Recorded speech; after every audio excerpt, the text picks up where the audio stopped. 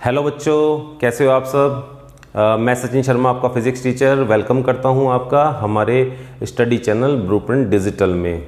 तो स्टूडेंट्स, हमने कुछ वीडियोस अध्याय 2 के प्रकाश का अपवर्तन एवं पूर्ण आंतरिक परावर्तन पर दे चुके हैं, जिसमें कुछ बातें हम लोग बता चुके हैं, जैसे कि अपवर्तनांक हमने पढ़ लिया है वहाँ पे, और साथ में अपवर्तनांकों में संबंध किस प्रकार से निकाला जाता है। जैसे कि दो माध्यमों से एक किरण गुजरती है, तो दोनों ही माध्यमों के अपने अपने अपवर्तनांक होंगे, तो उनमें संबंध किस प्रकार से निकाला जाएगा, तो वो वहाँ पे हमने पढ़ लिया है। और उसके ऊपर कुछ आंकिक उदाहरण भी हमने देखे हैं। तो वहाँ पे हमें काफ़ी कुछ जो है चैप्टर की स्टार्टिंग के बारे में हमें समझ आ चुका है। तो यदि कुछ स्टूडेंट्स ने अभी तक नहीं देखा है, देखे हैं वो वीडियो, तो उस वीडियो को वहाँ जाकर देख लें। तो अब आगे हम क्या पढ़ने वाले हैं? पढ़ने वाले हम प्रकाश की तरंगदैर्घ्य माध्यम के अपवर्तनांक में संबंध। अभी तक हमने तरंगदैर्घ्य के बारे में नहीं पढ़ा है, तो तरंगदैर्घ्य क्या होती है? वैसे तो पुरानी क्लासेस में भी आपको तरंगदैर्घ्य के बारे में आपको समझाया गया होगा, आपने वहाँ पढ़ा होगा पुरानी कक्षाओं में, जो पिछली कक्षाएं थी आपकी, परंतु थोड़ा सा मैं आपको बता देता हूँ। तो तरंगदैर्घ्य क्या होती है प्रकाश की? तो पहले तो हम जानते हैं कि प्रकाश किस प्रकार से चलता है। अभी तक हमने देखा कि प्रकाश हमने बताया कि इस तरह से एक अंतरा पृष्ठ पर पड़ती है किरण, तो प्रकाश सीधी रेखा में आ रहा है। सीधी रेखा में जरूर आता है वो, इसमें कोई दो राय नहीं है। इसमें जो ये स्पष्ट है कि सीधी रेखा में प्रकाश चलता है, परंतु जो प्रकाश चलता है उसके चलने का जो किरण का जो पथ होता है वो इस तरह से होता है। किरण किस प्रकार चलती है? इस प्रकार से चलती है किरण। तो जब इस प्रकार चलती है तो कहाँ चल रही है? सीधी रेखा में चल रही है। परंतु जो उसके किरण होते हैं, उसके जो कण होते हैं किरण में, उसके किरण के जो कण होते हैं वो ऊपर नीचे इस प्रकार से क्या करते हैं? वाइब्रेट करते हैं, कंपन करते हैं। इसको कहते हैं कंपन करना। तो इस प्रकार से कण जो है वो कंपन करते हैं। तो जब कंपन करते हैं तो दो ये बिंदु जो कहलाते हैं, इन्हें हम श्रृंग कहते हैं। क्या कहते हैं? श्रृंग। और इन बिंदुओं को हम गर्त कहते हैं, यानी कि इंग्लिश में इन्हें क्रेस्ट कहते हैं, क्रेस्ट, CREST, क्रेस्ट। और इसको हम ट्रफ कहते हैं, TROUGH। तो दो श्रृंगों के जो बीच की दूरी होती है, इसे हम लैम्डा कहते हैं। तो लैम्डा क्या है? तरंगदैर्घ्य। लैम्डा का मतलब है तरंगदैर्घ्य। तो तरंगदैर्घ्य जो होती है, तरंगदैर्घ्य, उसे हम लैम्डा से प्रदर्शित करते हैं। और तरंगदैर्घ्य दो श्रृंगों के बीच की दूरी या फिर दो गर्तों के बीच की दूरी होती है। जैसे दो गर्त हैं, तो दो गर्तों के बीच की जो दूरी होगी वो भी लैम्डा के बराबर होगी। लैम्डा बोलते हैं उसको, दो श्रृंगों के बीच की दूरी और दो गर्तों के बीच की दूरी। तो इस प्रकार से हम प्रकाश की तरंगदैर्घ्य समझा सकते हैं। दूसरा, हम जो ये इस प्रकार से सीधी किरण देखते हैं, तो ये किरण भी इस प्रकार से ऊपर नीचे करके आती है, ठीक है। परंतु समझाने के हिसाब से हम इसको दिखाते नहीं हैं, हम केवल सीधा सीधा आपको एक किरण दिखा देते हैं और उसे बता देते हैं कि इस प्रकार से अंतरा पृष्ठ पर चलती है।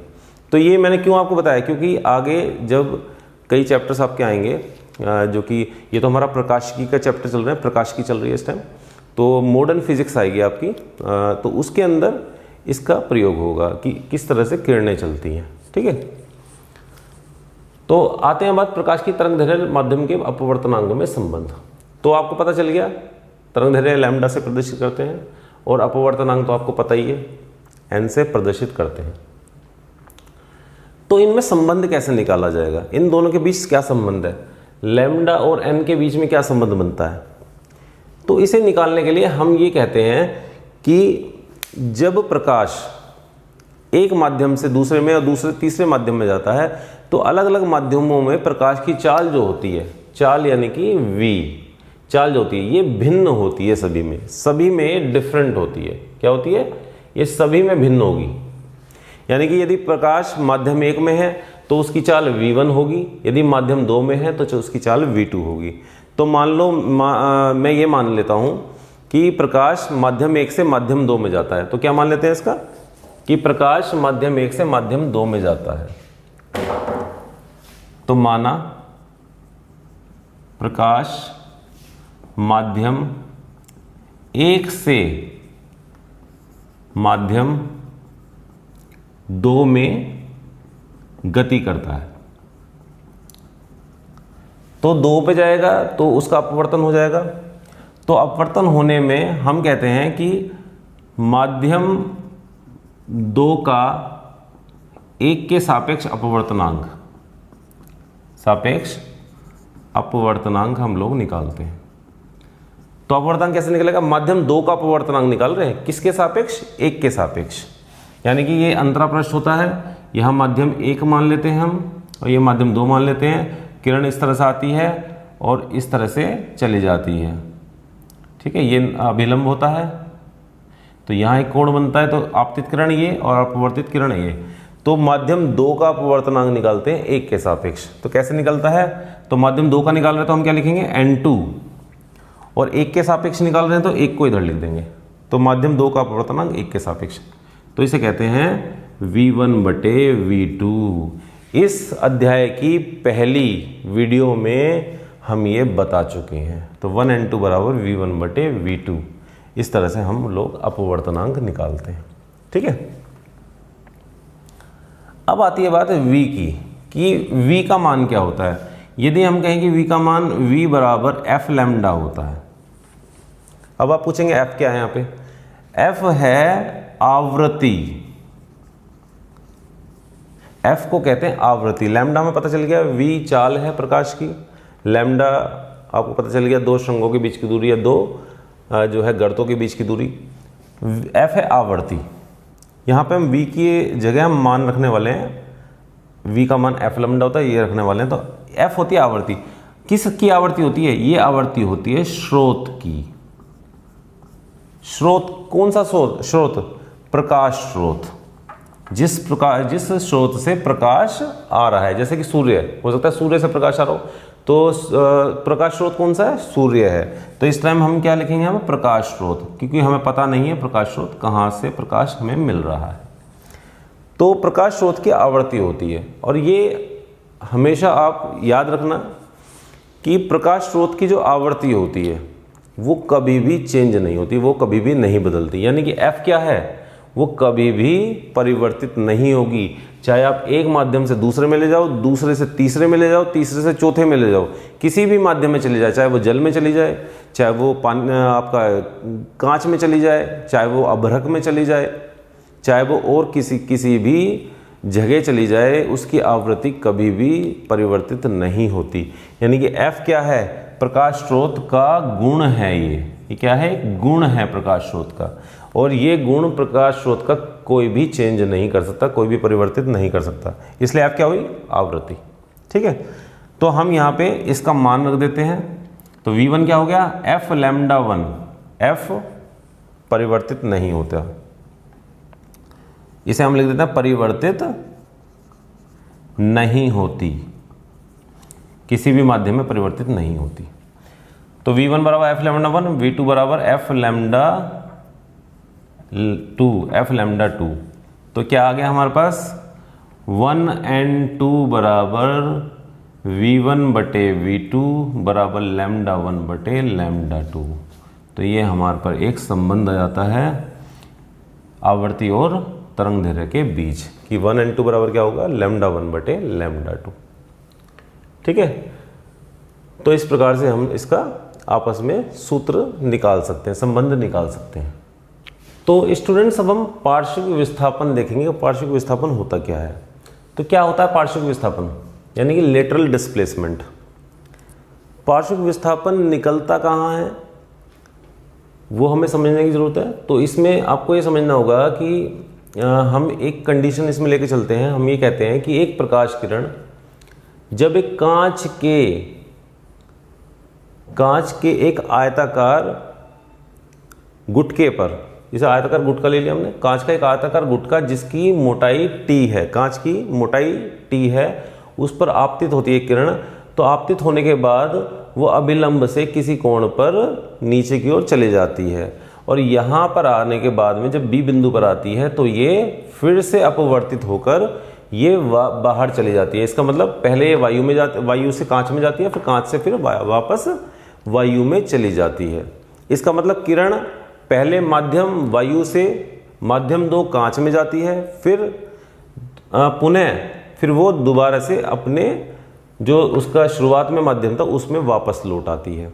तो इस प्रकार जब किरण वायु से वायु में ही वापस चली जाती है तो जो ये कोण होता है आपतन कोण आई, वो इस निर्गत कोण यानी कि निर्गत कोण ये है इसके बराबर हो जाता है।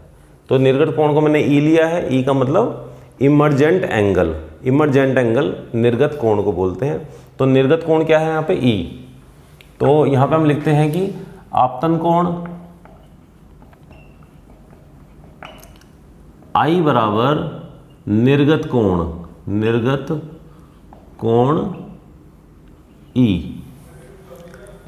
इस प्रकार से किरण आपतित हुई थी बिंदुओं पर, कांच के गुटके के अंदर गई, कांच के गुटके के अंदर जाने पर वो अभिलंब से R1 कोण बनाती है यानी कि अपवर्तित कोण है ये।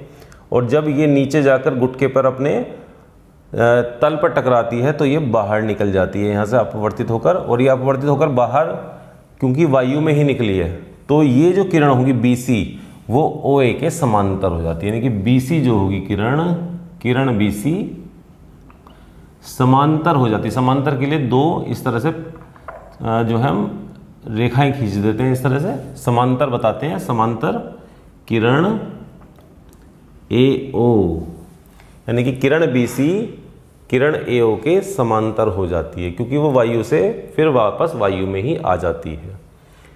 ठीक है, तो इस प्रकार हम देखते हैं कि ये अभिलंब हम डाल देते हैं। अब हम इस रेखा को, जो एक किरण वाली रेखा थी, इसको और आगे तक बढ़ा देते हैं, इस तरह से डॉट डॉट डॉट करके इसको आगे तक बढ़ा देते हैं।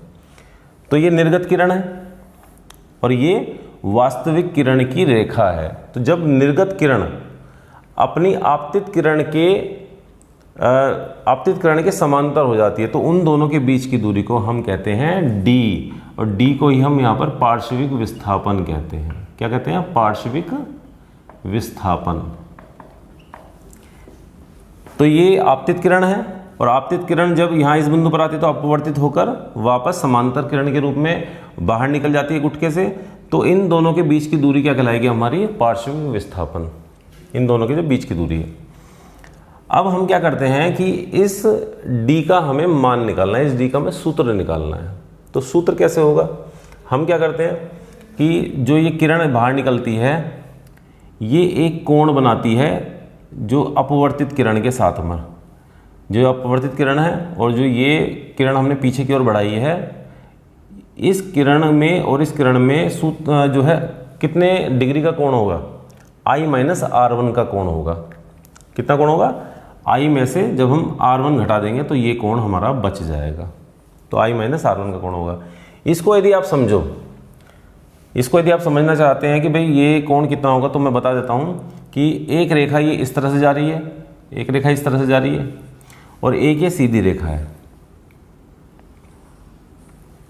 तो ये जो पूरा कोण है, ये पूरा कोण आपका जो ये I है वही कोण ये होगा।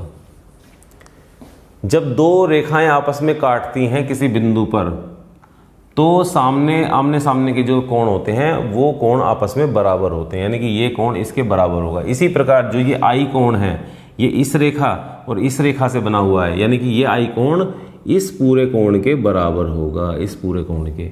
और इस पूरे कोण में ये कोण कितना है? R1, तो ये बचा हुआ कोण कितना होगा? I माइनस R1 होगा। तो इस तरह से I माइनस R1 लिया गया है यहाँ पे।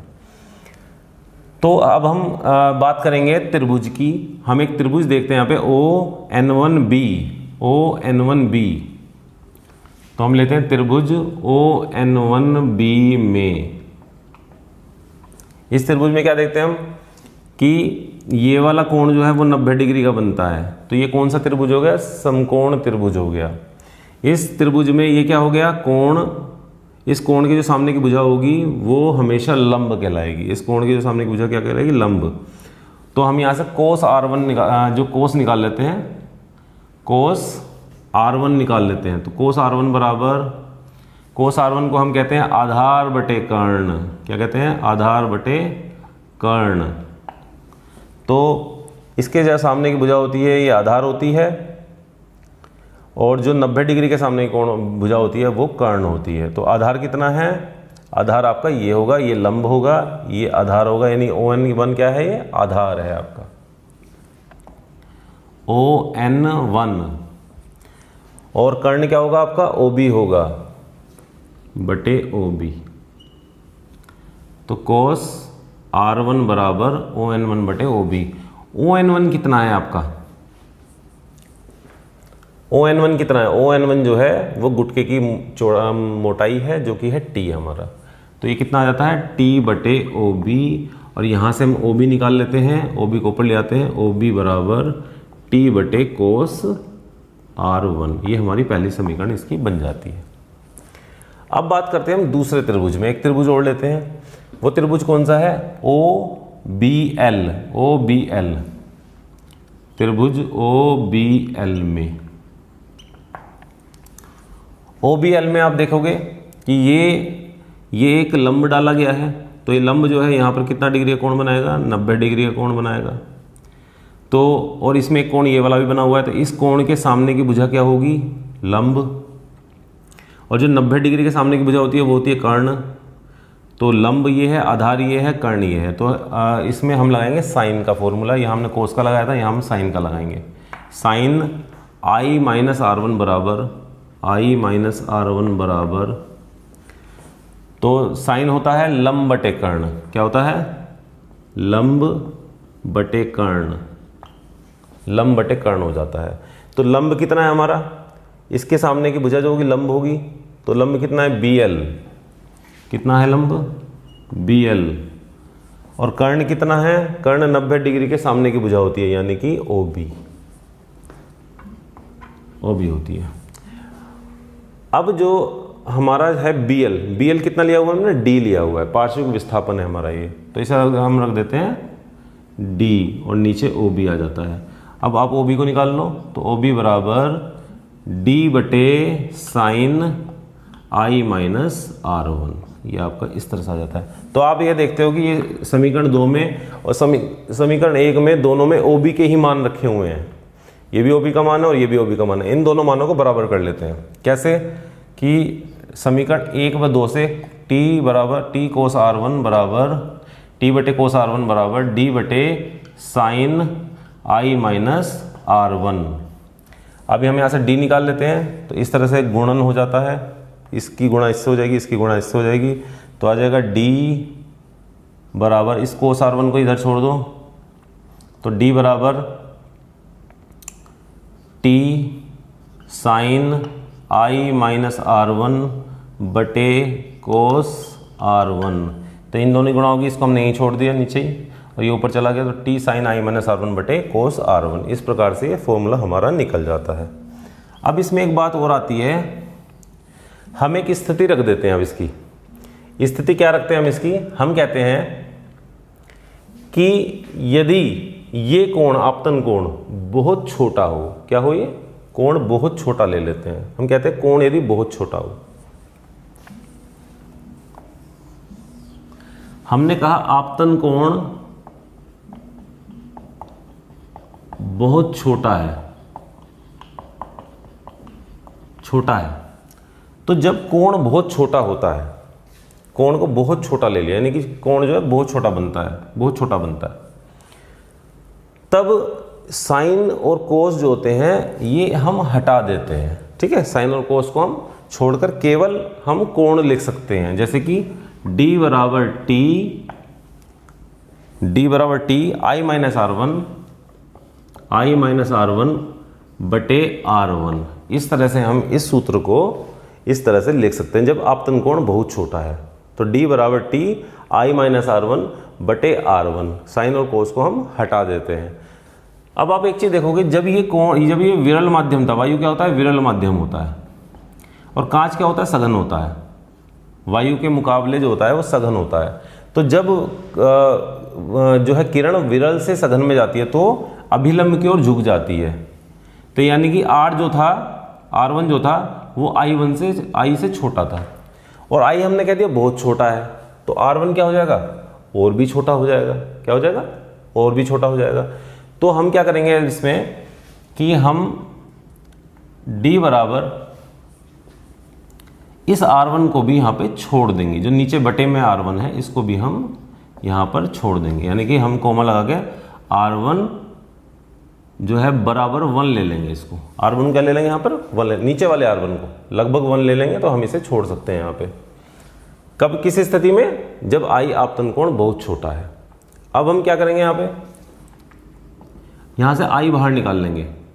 तो पहले तो हम ये करते हैं I माइनस यहाँ I से गुणा कर दी और नीचे भाग कर दिया I से, और एक I दोनों में से बाहर निकल लिया, तो IT यहाँ बचा 1 R1 बटे I, क्या आ गया R1 बटे I। और हमारा स्नेल का नियम था कि साइन I बटे साइन R, और यहाँ पर क्या है R1, फिलहाल R1 लिखा हुआ है, तो साइन I बटे साइन R1 बराबर हमारा n हो जाता है। क्या हो जाता है? n हो जाता है। n बराबर sign I upon sine R1। तो d क्या आ जाएगा? तो d बराबर IT 1 माइनस, और ये साइन क्योंकि आपतन कोण बहुत छोटा है तो मैं इस साइन को भी छोड़ सकता हूँ, मैं साइन को भी इसे हटा सकता हूँ। तो I बटे R1 कितना हो गया? n हो गया, n, और यहाँ पर 1। तो इस तरह से हमारा ये सूत्र निकल जाता है। ठीक है, तो पार्श्विक विस्थापन किस तरह से निकालते हैं वो हमने देख लिया। अब हम अपवर्तन के ऊपर कुछ परिघटनाओं का अध्ययन करेंगे कि अपवर्तन पर कुछ परिघटनाएं किस प्रकार से होती हैं, तो हम देख लेते हैं कैसे उसको हम अध्ययन करते हैं। तो बच्चों, प्रकाश के अपवर्तन पर कुछ परिघटनाएं होती हैं जो कि यहाँ पे हमने ली हैं। तो प्रकाश के अपवर्तन पर दैनिक जीवन में हम बहुत सारी घटनाओं को देखते हैं, जैसे कि जिसमें कि आता है हमारा रात्रि में तारों का टिमटिमाना। तो रात्रि में तारे टिमटिमाते हुए से हमें लगते हैं, जबकि ऐसा नहीं होता कि तारे टिमटिमाते हैं, उनकी रोशनी घटती बढ़ती है, परंतु वो हमें ऐसा महसूस होता है कि वे टिमटिमा रहे हैं, यानी कि कभी उनकी रोशनी कम हो जाती है, कभी उनकी रोशनी ज़्यादा हो जाती है। तो उससे हमें क्या लगता है कि तारे टिमटिमा रहे हैं। तो ऐसा होता क्यों है? तो ऐसा इसलिए होता है कि जो तारे हैं, तारे पृथ्वी से बहुत ज़्यादा दूरी पर हैं, कई प्रकाश वर्ष की दूरी पर ये तारे होते हैं। तो जब ये हमारे वायुमंडल में इनसे आने वाली प्रकाश किरणें प्रवेश करती हैं, तो वो प्रकाश किरणें हमारी वायुमंडल की परतों से होकर गुजरती हैं। हमारे वायुमंडल में कई प्रकार की परतें होती हैं, जैसे कि वायुमंडल है हमारा पृथ्वी का, तो उसमें कई प्रकार की परतें होती हैं। तो प्रकाश किरण इस प्रकार से अपवर्तित होकर के हमारी आंख पर, पृथ्वी पर पहुंचती है। पृथ्वी है और यहाँ पृथ्वी पर यदि कोई प्रेक्षक है तो उसकी आंख में वो किरणें पहुंचती हैं। अब ये क्योंकि वायुमंडल की परतें हैं, तो वायुमंडल की परतों का घनत्व, जो वायुमंडल की परतें हैं उनका घनत्व और ताप भिन्न भिन्न होता है, और इन परतों के बीच में भी कई कई किलोमीटर्स का फर्क होता है, कि इनके आपस में भी किलोमीटर्स, यानी कि एक परत जो दूसरी परत से होगी वो कई किलोमीटर की दूरी पर होगी।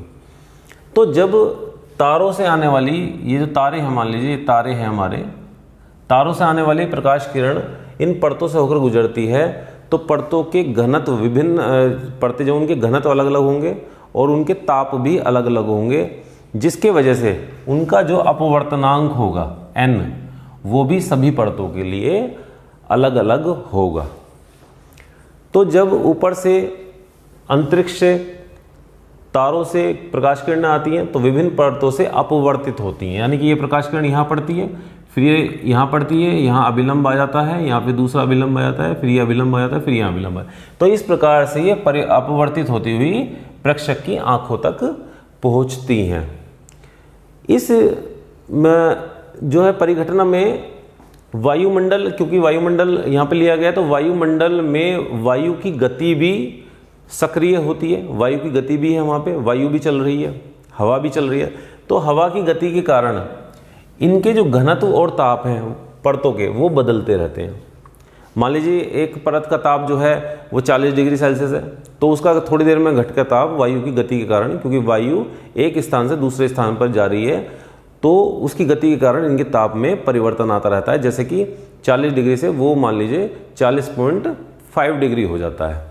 तो इस प्रकार जब परतों का ताप बदलता है तो उसका अपवर्तनांक भी बदल जाता है, ये भी बदल जाएगा अपवर्तनांक। तो थोड़ी थोड़ी देर में हर सेकंड में, हर कुछ समय में जब अपवर्तनांक घटता बढ़ता रहता है, तो जो प्रकाश किरण ऊपर से हम पे पहुंच रही है, तारों से जो प्रकाश हम पे पहुंच रहा है, तो वो अपवर्तित होकर उसकी तीव्रता में कमी या वृद्धि होती रहती है। कभी वो परतों से टकराकर हम पे कम मात्रा में उसकी तीव्रता पहुंचती है, यानी प्रकाश की जो तीव्रता होती है उसके कारण हमें वो जो है टिमटिमाते हुए से महसूस होते हैं।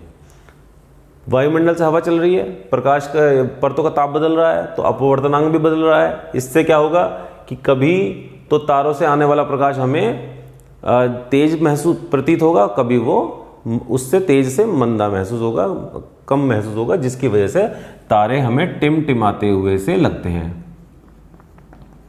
तो टिमटिमाते हुए प्रतीत होते हैं। ठीक है, तो ये कारण इसका टिमटिमाने का होता है। दूसरा अपवर्तन का जो परिघटना है वो है वास्तविक सूर्योदय से कुछ मिनट पहले तक वास्तविक सूर्यास्त के कुछ मिनट बाद तक सूर्य हमें दिखाई देता है। अब आप सोचेंगे ये क्या नया बता दिया, तो जो हम सूर्य छिपते समय देखते हैं वो उसकी वास्तविक स्थिति नहीं होती। जब सूर्य सुबह उगता है, जब सूर्य सुबह निकलता है पूर्व दिशा से, तो वो उसकी वास्तविक स्थिति नहीं होती, वो एक आभासी स्थिति होती है। जबकि सूर्य जो होता है वो क्षितिज के नीचे होता है। ये हमने पृथ्वी की एक रेखा ले ली है, पृथ्वी की एक रेखा पे यहाँ क्षितिज है, क्षितिज की रेखा है पृथ्वी की, तो सूर्य हमें क्षितिज से नीचे से निकल के आता है। यानी कि जिस तरह से पृथ्वी घूमती है, तो घूमते घूमते सूर्य जो है ऊपर की ओर आता चला जाता है, सूर्य की स्थिति ऊपर की ओर आती चली जाती है, और इस प्रकार हमें सूर्य दिखाई देता है। परंतु जब हम सुबह जिस टाइम सूर्य के पृथ्वी के घूर्णन के कारण निकलने का जो समय होता है, उस समय हम सूर्य को कहीं यहाँ देख पाते हैं, जबकि सूर्य होता कहाँ है, यहाँ होता है। उसकी वास्तविक स्थिति यहाँ होती है, परंतु हम जो देखते हैं उसकी आभासी स्थिति देखते हैं। इसी प्रकार से सूर्यास्त के समय भी ऐसा ही होता है। जब सूर्यास्त के समय क्षितिज से नीचे चला जाता है, उसके बाद भी वो हमें आकाश में क्षितिज से कुछ दूरी पर वो हमें दिखाई देता है, कुछ मिनट तक, जैसे 2, 4, 5, 10 मिनट या फिर कुछ और समय भी वो दिखाई देता है। तो ऐसा क्यों होता है, आभासी स्थिति क्यों महसूस होती है हमें? इसका कारण है यहाँ भी पृथ्वी के वायुमंडल की परतों का होना। तो हम ये मान लेते हैं कि यहाँ पे हमारा वास्तविक सूर्य क्षितिज से नीचे है सूर्योदय के वक्त, चाहे सूर्यास्त के वक्त।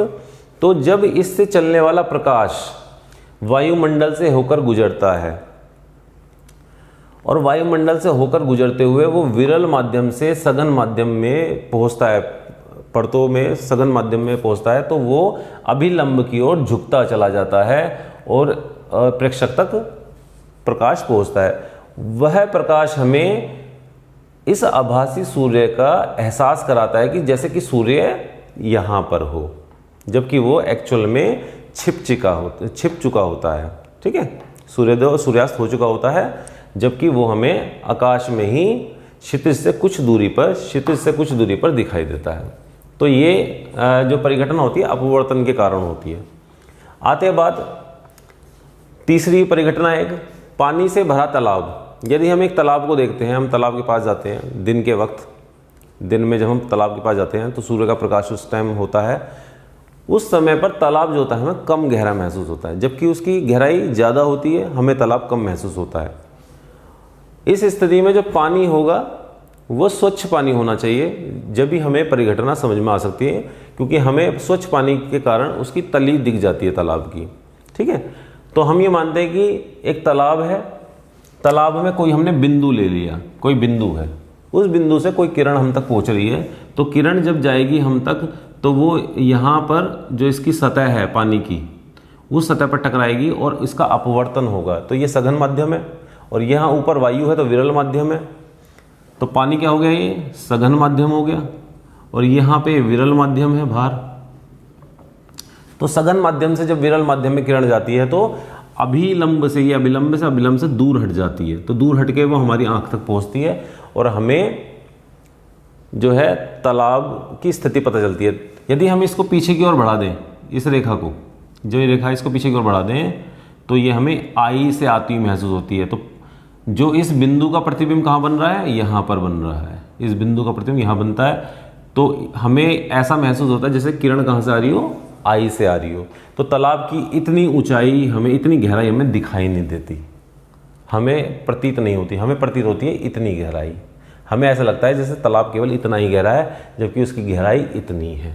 ठीक है, तो ये किस कारण से होता है? अपवर्तन के कारण से होता है।